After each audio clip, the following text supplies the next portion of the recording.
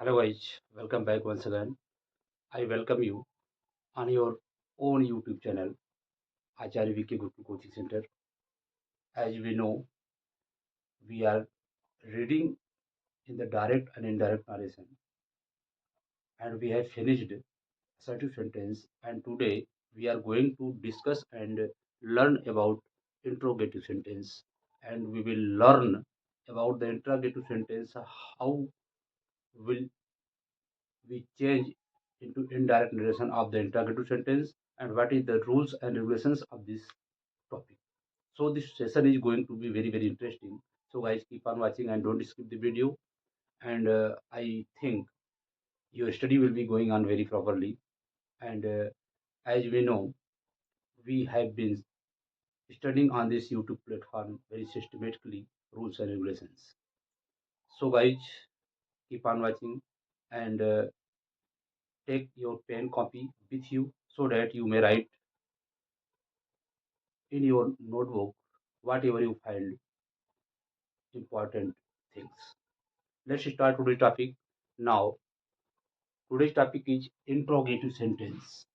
Interrogative sentence. प्रश्नवाचक वाक्य. जैसा कि दोस्तों हम लोग जानते हैं कि प्रश्नवाचक वाक्य दो प्रकार के होते हैं. ठीक है. प्रश्नवाचक वाक्य कितने होते हैं? दो प्रकार के होते हैं. पहला हमारा होता है यदि सहायक क्रिया पहले. यदि सहायक क्रिया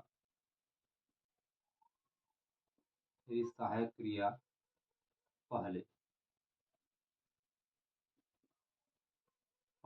आए. यदि सहायक क्रिया पहले आए, इसको क्या कहते हैं? हम सिंगल इंट्रोगेटिव भी कहते हैं. क्या कहते हैं? सिंगल इंट्रोगेटिव भी कहते हैं.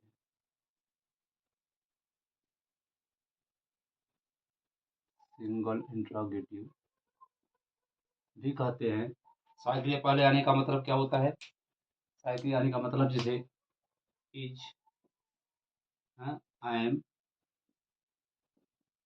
Are, was, were, has, have, shall, will, etc.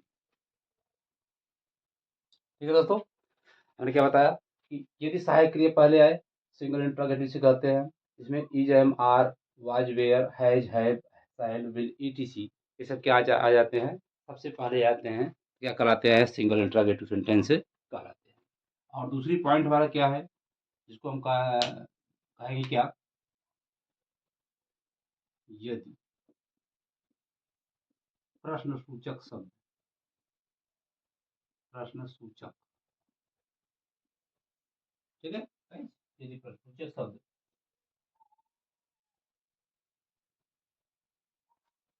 पहले आए, यदि प्रश्नसूचक शब्द पहले आए,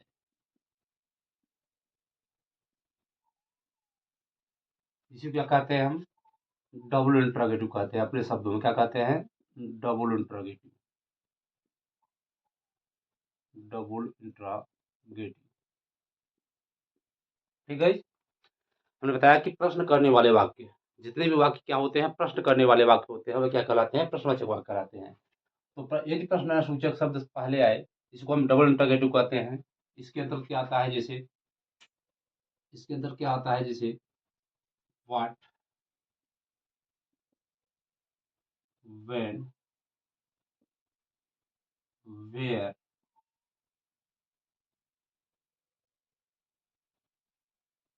why, how many, how much, etc. ठीक है. टॉपिक ही बहुत ही इंपॉर्टेंट होने वाला है. कृपया इस टॉपिक को आप ध्यान से देखिएगा. इंट्रोगेटिव सेंटेंस आपका इनडायरेक्ट में बहुत ही इंपॉर्टेंट टॉपिक चलने वाला है. कृपया आप ध्यान से देखिएगा. यह इंट्रोगेटिव सेंटेंस जो होता है, प्रश्नवाचक वाक्य, यह दो प्रकार का होता है. There are two kinds of interrogative sentence. हम इंट्रोगेटिव सेंटेंस को दो प्रकार से बांट सकते हैं. पहला क्या होता है? Single interrogative. दूसरा क्या होता है? Double interrogative. सिंगल इंट्रोगेटिव का मतलब होता है यदि सहायक क्रिया पहले आए, जिसमें is, am, are, was, were, has, have, etc. ये क्या है? वाक्य प्रारंभ आ जाए, उसको हम अपने शब्दों क्या कहते हैं? सिंगल इंट्रोगेटिव कहते हैं. और यदि प्रश्नसूचक शब्द पहले आए, प्रश्नसूचक शब्द बोला तो what, what, when, where, why, how many, how much, whose, which, ये सब क्या होते हैं शब्द, अगर पहले आते हैं तो क्या कहलाते हैं, डबल इंटरोगेटिव कहलाते हैं। ठीक है, इसको क्या कहते हैं, डबल इंटरोगेटिव सेंटेंस कहते हैं। ठीक, थोड़ा सा वाक्य द्वारा देखते हैं, जैसे कहा जाए, जैसे I said, I said to her, what are you, what are you doing, what are you doing here. ठीक, हियर गाइस हमारा क्या है, डबल इंटरोगेटिव सेंटेंस है। कौन सा है, डबल इंटरोगेटिव, मतलब प्रश्नवाचक वाक्य का एग्जांपल है।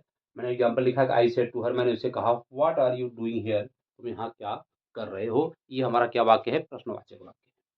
ठीक है।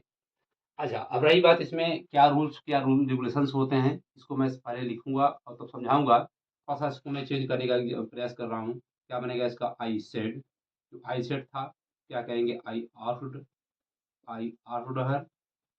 इसके बाद में करेक्टिव वर्ड के रूप में हम वही व्हाट ही लिख देंगे, व्हाट। अब यू बदलता है हर के अनुसार, तो व्हाट सी वाज हो जाएगा, what she was doing, what she was doing, doing there, what she was doing there. कैसे बना, अब इसका रूल्स क्या है, अगर डबल इंटरोगेटिव रहेगा तो करेक्टिव वर्ड के रूप में हम वही लगा देंगे, और यहाँ पर सेड टू के स्थान क्या करेंगे, हम आर या इनक्वायर्ड आप लगा देते हैं, और बकिया वाक्य को क्या करेंगे, संपूर्ण वाक्य को क्या करते हैं, हम असर्टिव सेंटेंस में चेंज कर देते हैं। ठीक है, संपूर्ण वाक्य इसमें चेंज कर देते हैं, असर्टिव चेंज कर देते हैं। तो आज आ जाते हैं, हम लोग समझते हैं इस चीज़ को कैसे हम इंट्रोगेटिव सेंटेंस में चेंज करते हैं, क्या इसका रूल्स है, रेगुलेशंस है। तो हम कृपया आप इसको, आप इसकी शॉट ले लीजिए या इसको नोट डाउन करिएगा। इसके बाद में मैं इसका रूल्स बताने वाला हूँ। पहला हमारा क्या रहेगा, सिंगल इंट्रोगेटिव, यदि सहायक क्रिया पहले आ जाए उसके लिए क्या रूल्स है, मैं लिखूंगा आपके सामने, और लिखने के बाद फिर आपको सम्मुख में एग्जाम्पल प्रस्तुत करूँगा। ठीक है।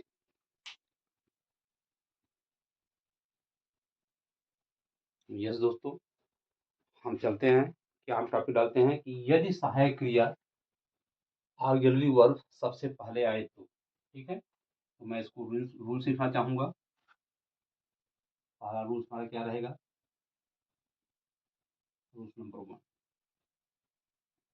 रूल्स नंबर वन हमारा क्या कहता है, थोड़ा सा देखिएगा, ध्यान दीजिएगा कि रूल्स हमारा बताता है कि सेड, सेड या सेड टू को, सेड या सेड टू को आर्क्ड, आर्क्ड या inquired of, ENQUIRED, inquired of में चेंज करते हैं, चेंज करते हैं। पहला पॉइंट रूल्स। ठीक है गाइस, पहला पॉइंट हमारा क्या बताता है कि सेड या सेड टू को आर या इंक्वायर्ड ऑफ में चेंज कर देते हैं। ठीक है, दूसरा रूल्स हमारा क्या कहता है, चलिए रूल नंबर दूसरा हमारा क्या कहता है, रूल्स नंबर हमारा दूसरा कहता है कि कॉमा, कॉमा जो हमारा होता है ये, हाँ, तथा इन्वर्टेड कॉमा,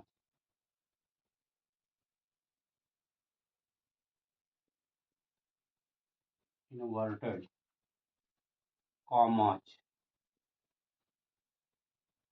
कॉमाज तथा इन्वर्टेड कॉमाज को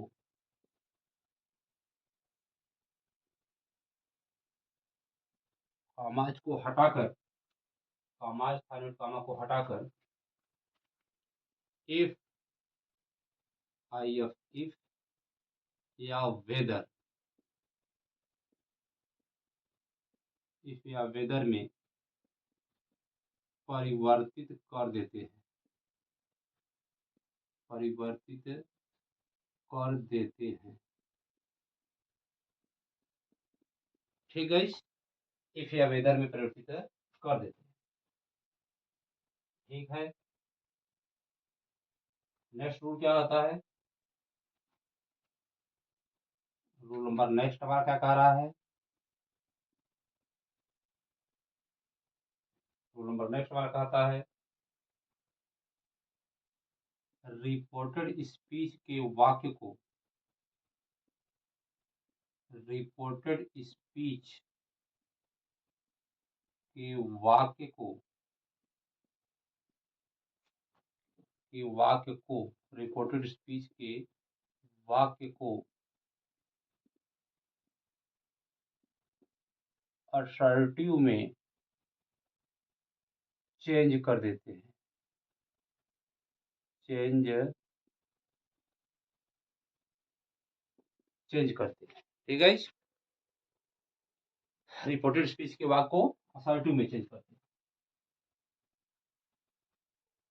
रूल नंबर नेक्स्ट क्या कहता है हमारा?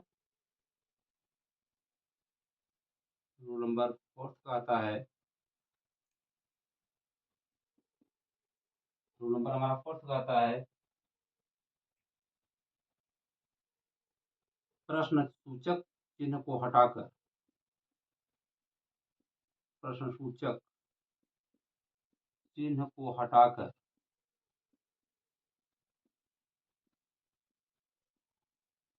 प्रश्न सूचक चिन्ह को हटाकर फुल स्टॉप माने पूर्ण विराम,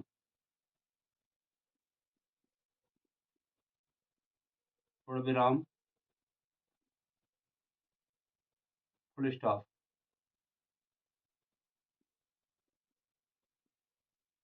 फुल स्टॉप का प्रयोग करते हैं।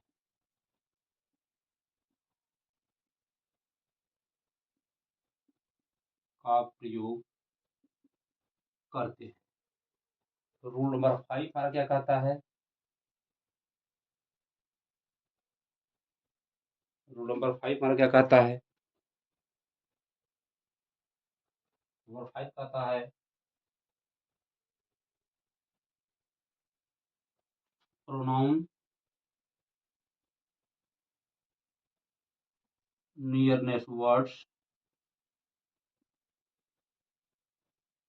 नियरनेस वर्ड्स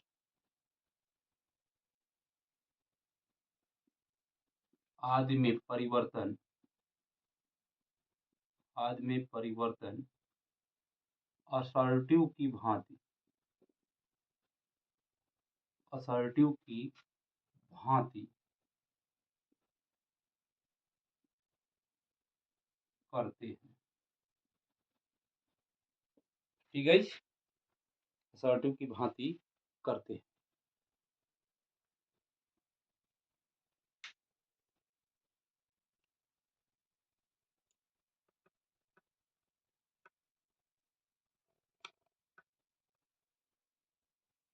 ठीक है, क्या मैंने बताया? हाँ, अब रूल्स को समझते हैं कि इंट्रोगेटिव सेंटेंस ये भी सहायक क्रिया ऑक्सिलरी वर्ब सबसे पहले आए तो क्या करते हैं इसके लिए? पहला रूल्स हमारा बताता है कि सेड या सेड टू को आस्क्ड या इंक्वायर्ड ऑफ में चेंज करते हैं। जो सेड या सेड टू रहता है इसको क्या करते हैं? आस्क्ड या इंक्वायर्ड ऑफ में चेंज कर देते हैं। ठीक है, दूसरा रूल्स हमारा क्या कहता है? कामा तथा इनवर्टेड कामाज को हटाकर रिमूव करके इफ या वेदर में प्रयुक्त कर देते हैं। इफ या वेदर का प्रयोग कर देते हैं। जो हमारा क्या होता है, वाक्य जो कनेक्टिव वर्ड होता है, कामा था इनवर्टेड कामा को हटा क्या करते हैं? इफ या वेदर का प्रयोग करते हैं। जो कामा इनवर्टेड कामा हटता है वो हटा देते हैं। तीसरा रूल्स कहता है कि रिपोर्टेड स्पीच के वाक्य को असर्टिव में चेंज करते हैं। जितने भी वाक्य मतलब कर्ता, ठीक है, सब्जेक्ट, वर्ब और ऑब्जेक्ट में चेंज कर देते हैं या असर्टिव सेंटेंस में बदल जाता है। फोर्थ रूल्स कहता है कि प्रश्नसूचक चिन्ह को हटा करके पूर्ण विराम फुल स्टॉप का प्रयोग करते हैं। और पांचवा रूल्स कहता है कि प्रोनाउन नियरनेस वर्ड, प्रोनाउन बोला तो आई वी दे यू, इतने भी प्रोनाउन मैंने असर्टिव सेंटेंस में हम लोगों ने अध्ययन किया, वह सब परिवर्तन पहले जैसा ही रहेगा। आज में परिवर्तन असर्टिव की भांति करते हैं, इसमें कोई परिवर्तन नहीं करते हैं। जैसे हियर का देयर में, नाउ का देन में, यह सब वाक्य जो है बनता ही रहेगा। ठीक है, तो यह चीज वाक्य है। तो एग्जाम्पल में हम आते हैं, एग्जाम्पल के द्वारा समझने का प्रयास करते हैं। तो कृपया आप इसको नोट डाउन करिएगा। अब हम चलते हैं इसको एग्जाम्पल के द्वारा समझने का प्रयास करते हैं। ठीक है। Yes, guys, I welcome you once again from the deepest heart, and I hail you. I think you at present you are watching this video, and if you are watching this video, please, if you have forgotten to like, subscribe, and share, so then at once, please share this video. And if you are a new viewer, please subscribe this video because this content will enhance your knowledge in the future, and you will be capable for appearing in the competitive examinations, high school intermediate examinations, CTC, and it will very, very knowledgeable and important for you and for your future. So guys, let's start. Next example, तो direct मैं देखता हूँ मैं क्या example के द्वारा समझने का प्रयास करता हूँ। ये सीखा है she said to me comma double comma में will you buy a new book tomorrow? Will you buy a new book tomorrow? She said to me, will you buy a new book tomorrow? क्या कल तुम एक नई पुस्तक खरीदोगे? तो क्या बनेगा इसका इनडायरेक्ट, देखिएगा, समझिएगा इसका।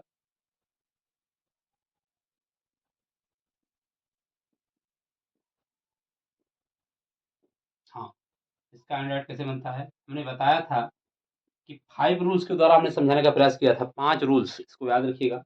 5 रूल्स मैंने समझाने का कैसे प्रयास किया था। पहला रूल्स हमारा बताता है क्या कि सेट और सेट टू के स्थान पर जो सेट होता है, इसको क्या करते हैं, आर में बदल देते हैं। कामा और इन्वर्टेड कामा को हटा क्या करते हैं, कामा और इन्वर्टेड कामा को हटा क्या करते हैं, हम क्या करते हैं यहाँ पर इफ या वेदर का प्रयोग कर देते हैं। ठीक, चलिए देखते हैं कैसे। सी सी आस्क्ड मी, सी आस्क्ड मी, इसको आप रिमूव कर देंगे।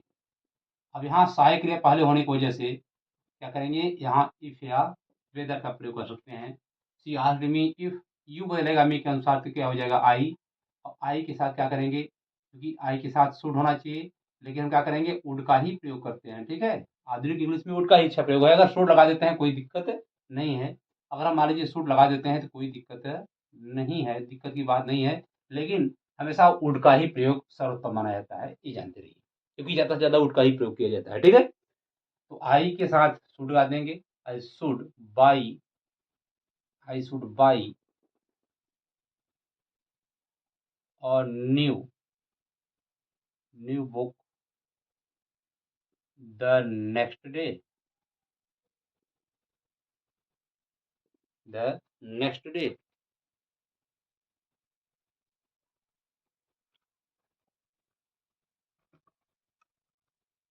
The next day. ठीक है, क्या समझ आया, समझ में आया हमें कि सी सेड टू मी को क्या किया गया, आर्ट में। अच्छा, इसी को हम ऐसे ही बना सकते हैं, एक तरीका हमारा और से भी है। तो she enquired of me,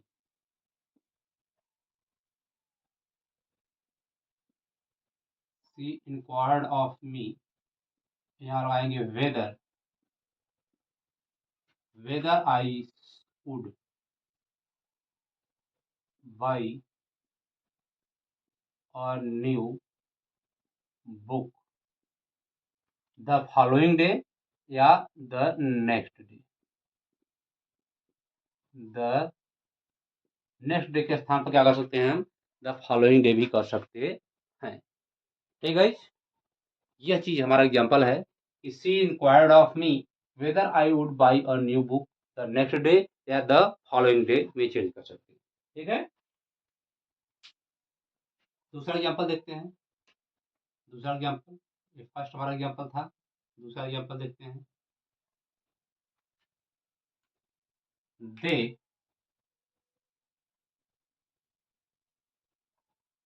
they said they said to Ram, comma double comma, can you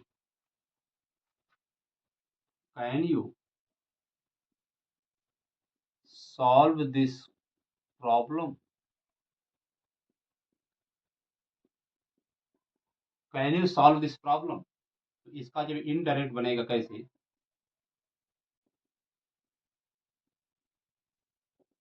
दे, थोड़ा सा मैं चेंज कर दे रहा हूँ कॉलम, पेन को मैं चेंज कर दे रहा हूँ, इनडायरेक्ट चेंज कर रहा हूँ, इनडायरेक्ट,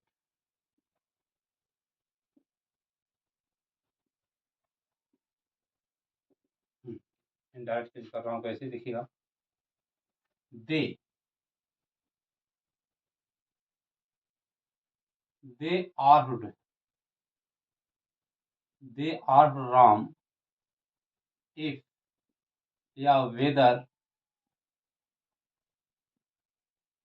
वेदर यू बदलेगा राम के अनुसार, वेदर ही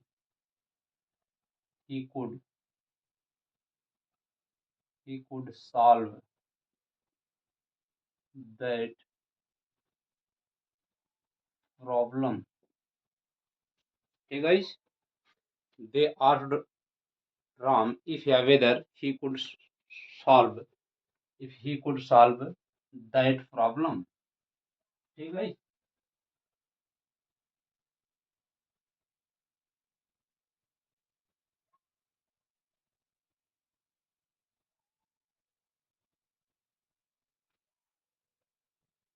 एक एग्जांपल मैं आपको देता हूँ होमवर्क में।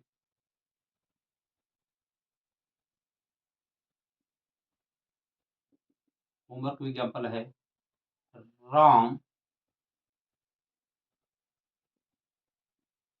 said to, Ram said to us, are you not,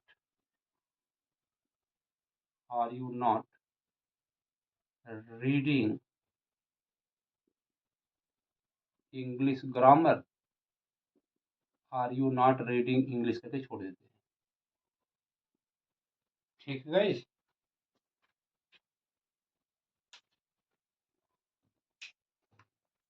क्या हमने पढ़ा? हमने यह पढ़ा कि यदि सहायक क्रिया पहले आता है तो क्या करेंगे, हम सेड टू के स्थान पर आर्डर करके या इंक्वायर्ड आप में चेंज कर देते हैं। इसके बाद में कामा एंड कामा क्या करते हैं, रिमूव कर देते हैं, इफ या वेदर का प्रयोग कर देते हैं, चाहे चाहे वेदर आएंगे। बाकी संपूर्ण वाक्य अगर सेकंड पर्सन का प्रोनाउन है तो रिपोर्टिंग वर्ब के ऑब्जेक्ट से बदलता है, फर्स्ट पर्सन का प्रोनाउन है रिपोर्टिंग वर्ब के सब्जेक्ट से बदलता है, थर्ड पर्सन है तो नहीं चाहिए। सब रूल्स हमारा पिछला जैसा रहेगा। हमने यहाँ पर बनाया, इसी दूसरा एग्जाम्पल है, they said to Ram can you solve this problem, तो they asked Ram if whether कि, क्योंकि राम देखिए यू बदलेगा राम के अनुसार ही हो जाएगा। अगर यहाँ पर दोनों नाम होता तो क्या करते हैं, यहाँ पर हम ब्रैकेट में ही के स्थान पर यहाँ पर क्या करेंगे, ही भी लिखते और राम को भी लिखना पड़ता। राम कुड सॉल्व दैट, जिसका क्या हो गया, दैट प्रॉब्लम, फुल स्टॉप का प्रयोग कर देंगे, क्वेश्चन वर्ड हमारा हट जाएगा। और दूसरा एग्जाम्पल हमारा देखिए होमवर्क में है कि Ram said to us, are you not reading English, क्या तुम अंग्रेजी नहीं पढ़ रहे हो? इस चीज़ को आप कृपया, अगर आप वीडियो को वॉच कर रहे हैं तो कृपया तुरंत इसको आप इनडायरेक्ट में चेंज करके प्लीज़ इसको आप कमेंट बॉक्स में हमको लिखिएगा। और यह सेशन हम आपको कैसा लगा, मैंने पढ़ाने का तरीका, what was the method of my teaching and how am I teaching you, etc you have to write some, and please like, subscribe and share this video. I request you once again, and keep on watching this video. Be healthy, be happy, and wait for the next video. I will meet you soon. तब तक के लिए जय हिंद।